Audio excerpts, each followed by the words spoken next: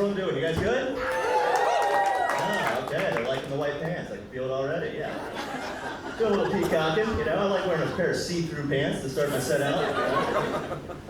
But I haven't lived in Nashville very long. I've lived here for a couple of years, and I actually moved here from New York, and I moved here on January 5th, 2021. So I'll be honest, I was a little nervous moving from the north to the south. It was so I did a couple of things my first year here to try and blend in. Like I went and I got this little belt buckle right here. Yeah. It's got a Bronco on it because Daddy's a cowboy. And then my mom came to visit me, and she was like, "Have you gotten yourself a pair of cowboy boots yet?" And I said, "I have not." So me and my mommy went shopping. And then I went and bought the pair, and then I went to my first show in Nashville, and some guy was like, "Dude, why are you wearing a pair of women's cowboy boots?" I love them. It's the tallest I've ever been. My ass looks amazing. Yeah, no complaints. But I didn't get a cowboy hat. I didn't get a cowboy hat because I don't think I wanted to meet the kind of girl that might attract. Like when I first got here, I got on Tinder, and the first person I saw, their profile said, "If you're one of them mask-wearing pussies that takes it in the ass, need not apply." And I was like, swipe right. Swipe hard right. Swipe far right, if I can. But it's been I'm looking forward to next month. It's been a bit of a rough month. I started the month off by totaling my car. I hit a deer, which does actually happen. Yeah, so the live action version of Bambi is me just killing his mom with a deer outside of Chattanooga. And honestly, of all the orphans, I think, his mom was a fucking idiot. So I think Bambi's gonna be okay. But then I went through a breakup. Girlfriend and I broke up. Yeah, it's okay, it was mutual, which is what you say when she dumps you. But I don't know, it's not the first breakup I've ever been through, it's not the last, I don't think. But one thing's funny about breakups, it's always very interesting to see how much time or how little time people are willing to give you to get over a breakup, right? Like I went through this massive breakup once, and like my mom would call me months later and be like, "Hey, how you doing? You holding up all right?" I want you to know I unfollowed her on Instagram. I'm on your side. I was like, brave. So brave. Kind of thought you were, but you're my mom. That's all right. That's fine. Dad was different. My dad gave me 3 weeks. He gave me 3 weeks to go over a 4-year relationship that I thought was going to end in marriage. He overheard my mom and I talking about it one day, and he cut us off. He was like, hey! We still talking about this shit? Get over it already. Move on. I was like, Dad, like it's hard. Like she was my best friend. And he was like, you want to hear something? I married my best friend and she barely talks to me. My mom was like, well, maybe you accepted my Facebook friend request.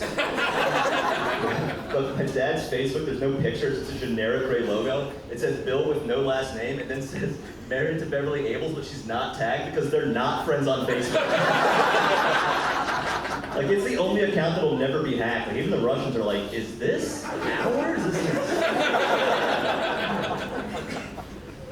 I'm trying to, get ahead of my mental health deal with the breakup and the car crash and everything. So I'm going to the gym. And the gym that I go to, I'm the smallest guy in that gym. I am the skinniest guy in that gym. It's one of those gyms that guys go to because they think liking football is a personality. And so I go in there, and I'm just working out, doing my thing. I just hear this guy go, and it was loud enough that I look up through my headphones. I look up and I see the guy, and the guy's staring at me. He goes, "Hey, bro, can you give me a spot?" And I looked over my shoulder because I was like, "There's." And I was like, "Me?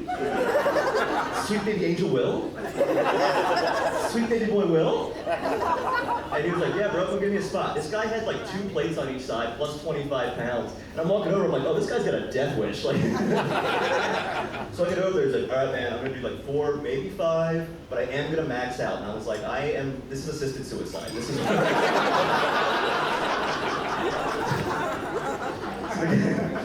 So the guy crushes 4 or 5, like right in a row. He's like, boom, boom, boom. And I'm like, cool, I don't think I'm gonna have to help him. And then he goes to do 6, and it just starts to come back down. And I'm like, oh no. And so I throw my back against the wall, I put all my weight into it. I'm doing nothing, but I'm lifting, I'm just like, ah! Pull it onto the rack, and he's like, thanks, bro, that was awesome. We high-fived, and I giggled for 15 straight minutes.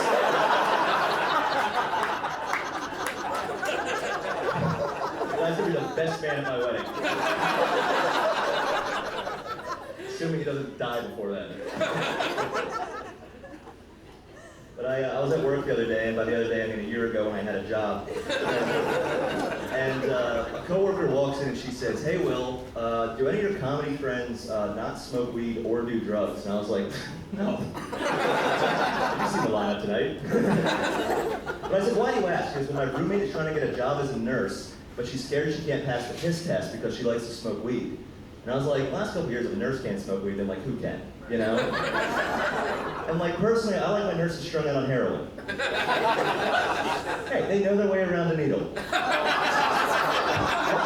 They don't find that first one, they'll find the spot to put it.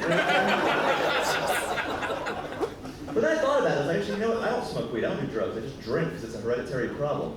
And so I went over to their place and I said, you know what, I think I can do this. So I go over to their place, they hand me a plastic apparatus, I go into the bathroom, I pee into that plastic apparatus, I hand it to her roommate takes it, she shoves it into her crotch. We dated for a little bit. Pretty much Tinder. And then she went to urgent care, she used the plastic apparatus, she used the contents, and guys, guess what? She passed the test, now she's a working nurse here in Tennessee. Yeah! But I had to ask her, I was like nothing came up? Like biologically there is a difference between you and I, like nothing came up? And she goes, "Oh, it's so funny that you said that because they said they found a little bit of testosterone, but not enough to prove that it was a man."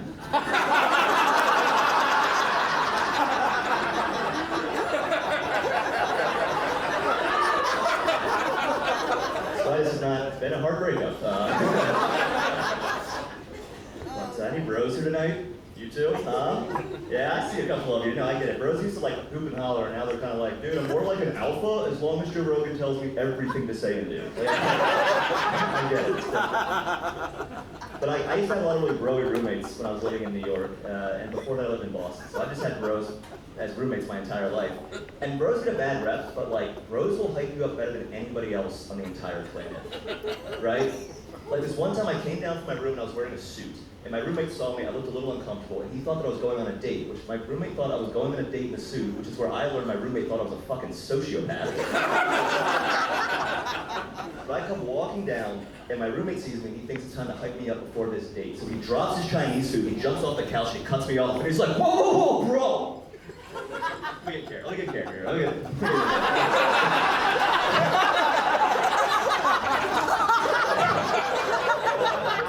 And he was like, "Whoa, whoa, whoa, bro. Is we trying to fuck tonight?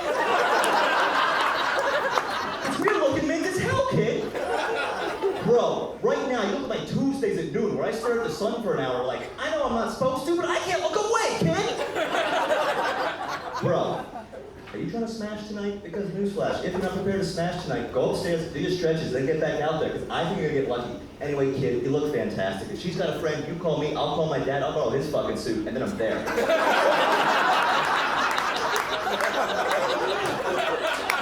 If not, be safe, love you, kisses. And I was like, dude, I appreciate everything you just said, but I'm on my way to my grandmother's funeral. It was like condolences, but also miracles fucking happen, you know what I'm saying? All right, guys, I'm Will Abeles. Thank you so much.